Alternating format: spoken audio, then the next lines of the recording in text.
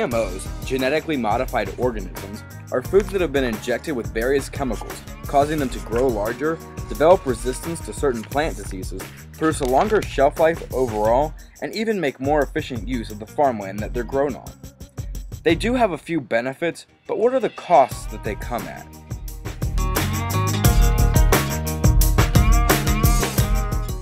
Let's talk about the difference between GMO foods and organic foods. In addition to the stats listed below, some more negative effects of GMO foods like the strawberry include new allergy outbreaks, the chance of increased growth of malignant tumors, and a decrease in the nutritional value of the food you're eating.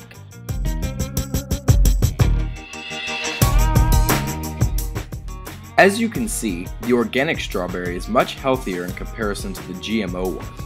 Although slightly smaller and not as long-lasting, it is free from preservatives, chemicals, and potentially harmful side effects, offering much more nutritional value.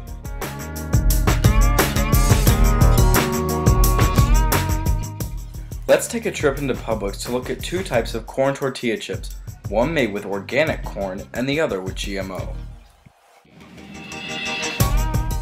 According to a private study done by the organization Profit Pro, corn, one of the most commonly genetically engineered foods, was found to contain chlorides, formaldehyde, and most importantly, glyphosate. Glyphosate is a toxic chemical that removes vital nutrients such as cobalt, iron, manganese, zinc, and copper from the corn. However, the corn found in Greenwise organic yellow corn chips is all organic and left untreated by harmful chemicals. So why not choose the organic option over the GMO one? It's better for you, has more nutritional value, and tastes exactly the same. Unfortunately, upon my request, Publix's head manager declined to be interviewed for this film about GMOs due to certain food libel laws. These laws prevent people from speaking out against genetically engineered food. So, if the big companies say they're not that bad, then why are they doing so much to try and hide the secret? Based on what we've just discussed, many of you would choose the organic option, I'm sure. But it's not all that easy for many of the American people. For one, not a lot of people are educated about organic food options, and secondly, they're much more expensive. This unfortunately prompts the majority of US citizens to buy the cheaper GMO foods, keeping the corporate giants in business and the small farmers out. Because of this, it's vitally important that we begin to work to legalize the labeling of GMOs.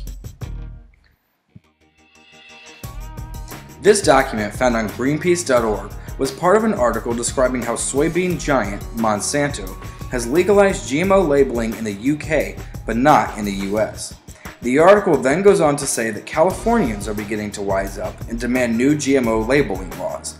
Proposition 37 in California, if passed, will give citizens the right to know what's in their food, something we all deserve. Additionally, like I discussed earlier, soybean company Monsanto has spent an estimated $40 million on the Stop Proposition 37 Act, once again proving that there is something to hide. So far, we've talked about why organics are better and why GMOs should be banned, but the hard truth is, major companies and lobbyists will only continue protecting the legality of genetically modified food. This is exactly why we deserve the right to know via GMO labeling. If GMOs aren't going away anytime soon, we should at least have our right to knowledge. But what can you do at such a small level? Unless you're famous, extremely wealthy, or involved in US government, yours and my only choice is to fight non-GMO labeling indirectly. By buying organic, GMO-free food, you can vote with your wallet. Also, it helps to petition for ideas like Proposition 37 in your state, and vote on them. Together, we can all work to get GMOs labeled and big business out of the food industry, where they don't belong.